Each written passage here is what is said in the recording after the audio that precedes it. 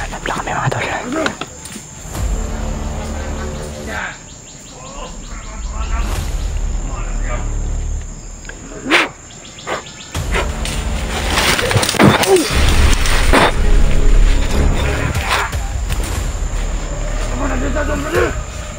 Aray ko!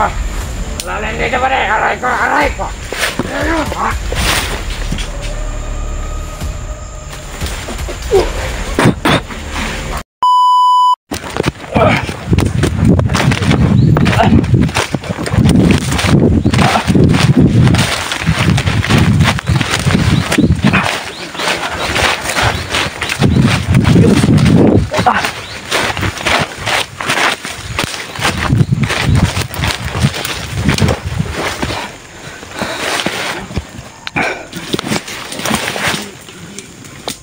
Naku, Dre.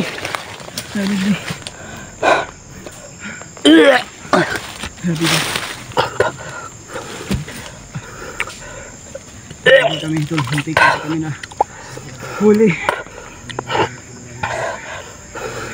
Ano ko mga tol? Iligtas yung pamilya, ang anak ko at yung asawa ni brother.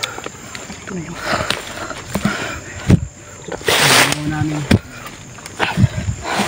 Naiyak talaga ako. Iwas kami tol. Pero hindi kami nakahawa. Naiyak ako sa nakita ko mga tol. Actual kong nakita. Kaya tol, pagbasan kami tol. Yung Nakita na namin yung mag-ina. Yung asawa ni brother ay nakita na. nandun sa mukhang Grabe. batakal tol. Kaya Gusto kong iligtas mga tol pero umiwas kami. Ayun, pag iwas namin. hindi ko ginawa dahil At hinabol kami sa mga tauhan ni batakal tol. baka ako yung maano doon. Hindi ka Kasi nandun yung commander. Nagantay lang ako ng timing. Pakarami na to. Kung sakaling alis yung commander, eh, kaya naman namin yun. Pero naamoy kami ng commander mga tol. Kaya Akala ko hindi bagnot pero hindi natin kaya ba? Hindi. sobrang sakit lang isipin ba. Sobrang sakit lang pamalandungon ba. Na yung ato ang ginabuhat nila sa asawa ni Bradley. Pati sa bata, ilahang ginapasakitan, ilang ginapahilak ang bata. Alam niyo naman mga tol na kung totoo siyang commander, eh hindi siya magganyan. Grabe. Pati bata dinamay nila tuloy.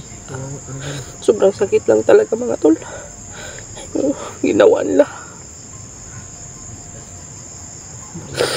Grabe.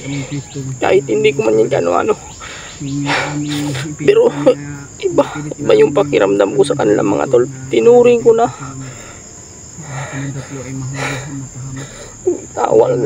Naawa talaga ako sa asawa ni Bradley. Kasi may nadalang bata yung mga tol. Grabe. Walang awa talaga. Yung commander. Yung mga commander ng mga dipunggol. Magpapamura ka sa kanila pero mga tol, pagpasensyahan na po ako mga tol. Kung medyo ano po ako ngayon. Kasi sobrang sakit lang po talagang anuhin yung mga ginagawa ng mga tol sa amin. Lalo na kung totoo silang lalaki, eh hindi sila maganyan. Sakit lang ba yung mga ginagawa nila. Grabe. Kakaiyak mga tol, nakakalungkot.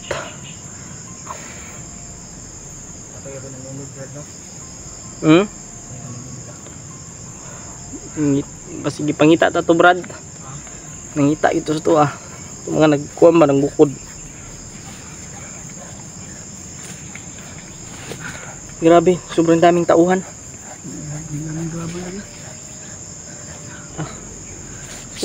Grabe. Malapit na gabi. Siguro hanap kami ng signal ngayon.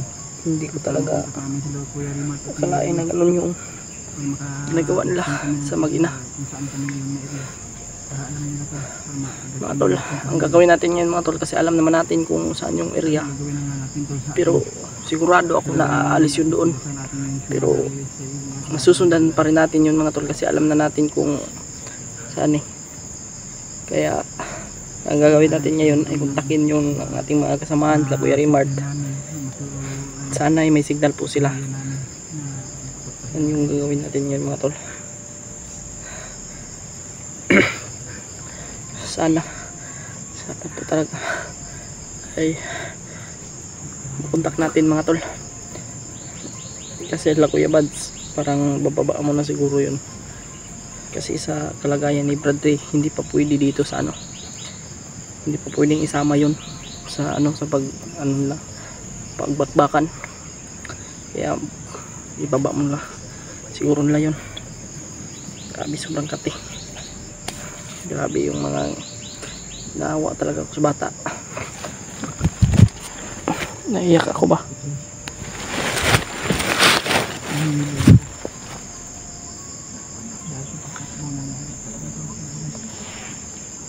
Nagklaklakan kami na.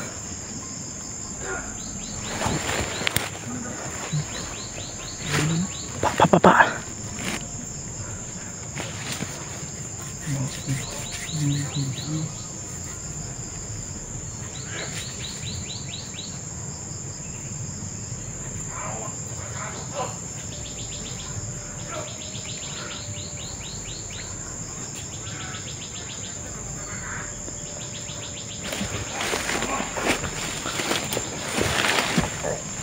Kami mga tol.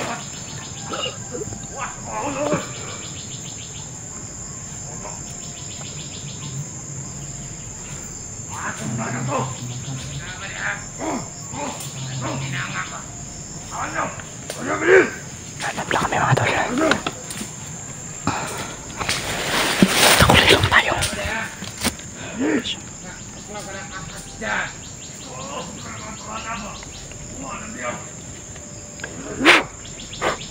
Kita ka ba niya? Eh, kumpiyansa.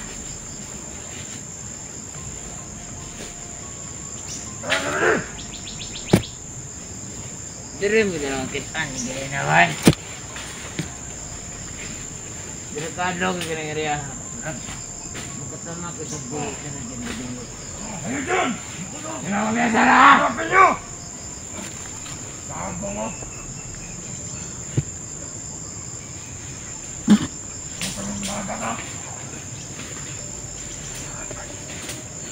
Ay, bahala dire.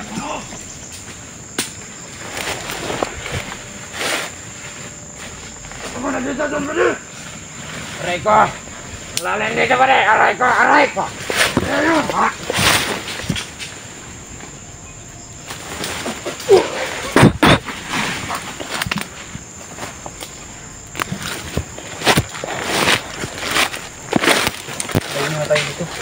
Lumayan tayo dito, Dot.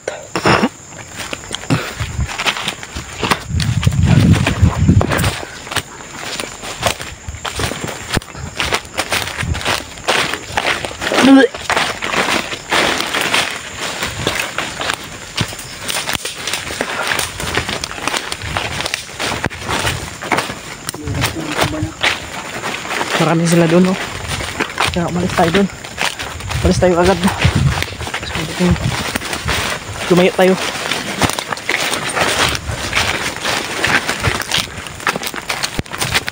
Ang ganda ano. Dot, kontakin natin yung mga kasamahan natin. Na Kuya Rimart, na Julio. Ha? Kaunggay. Sabi. Durog na durog yung puso ko kanina ba? Ha? Ito yan. Grabe yung ginawa ng commander. Baka na yun. Ay, bantay diri. Bantay ko din dito. Pagod. Okay kayos. Pero nahilogan ikaw sa dinagan na yan. Hindi po ngay ko. Nahihilo ko ba? Wala tayo magagawa. Eh kung hindi tayo tatakbo doon, mapapamak tayo. Kaya nga. Magiging dagdag problema pa tayo kung mahulog tayo. Kaya nga. Kaya iniisip ko tol na umiwas kami, pero ayun, pag iwas namin nakita kami. Kaya hinabol kami ng mga tao ni Butakal tol. Hindi pa nakaikot yung mga bandido. Dahil siguro sa sobrang bantay nila sa nakatakbo ako kagad. Hindi pa nangyari yung sinabi ni Commander Butakal. Maganda yung ginawa mo. Umiyak ka, di ba? Dalang kang umiyak ba? Lungkot ako eh. Sa ginawa ng mga daya.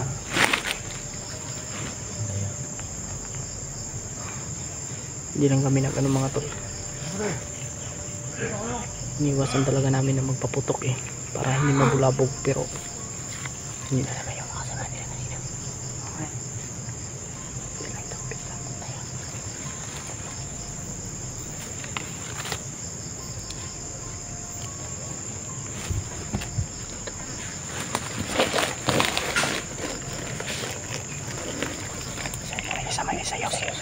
Sayos.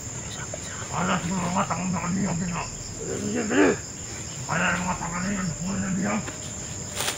Matama! Bili! Kailangan. Nasa ko na kaya pa si Ma. Ipit pa may tipin. Ipit. Putang na mga blado! Abot kayo! Puro ka na tago! Kita kayo! Puro tayo tago, Brad. Puro tayo tago. Yan! Takot ako sa kanila eh. Puro ka tago! Ito ba?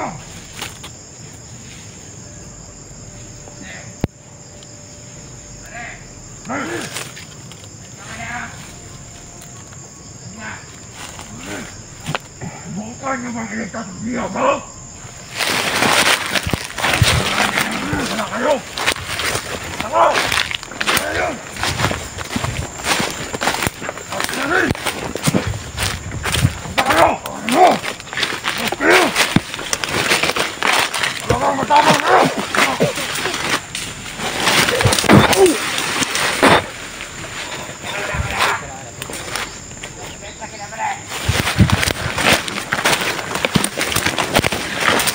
Dagan pa ka.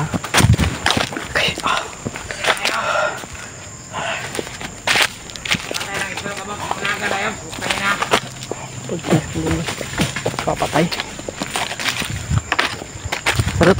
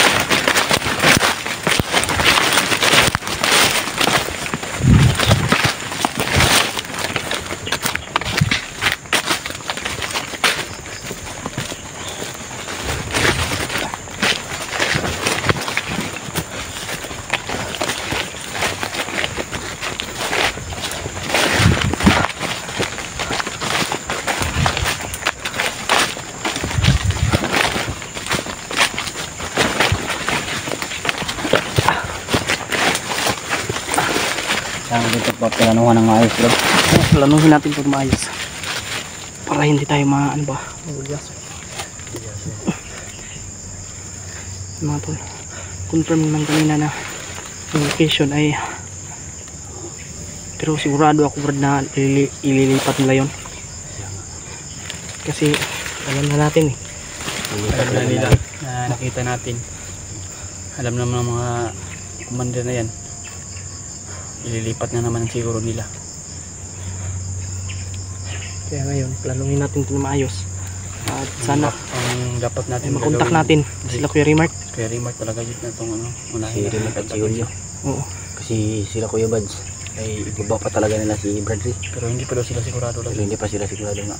Hindi na alam kung sa pagbaba nila ay maraming humaharang. Ganun.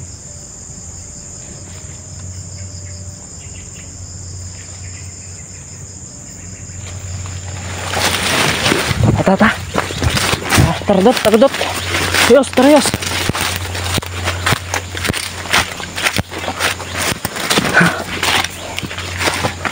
Betul. Sana nga ay makakayanan ni ano yun ni Bradley. Yung ano ba? Pero sa palagay ko hindi kaya yun ni Bradley Dot kasi bugbog sarado siya eh.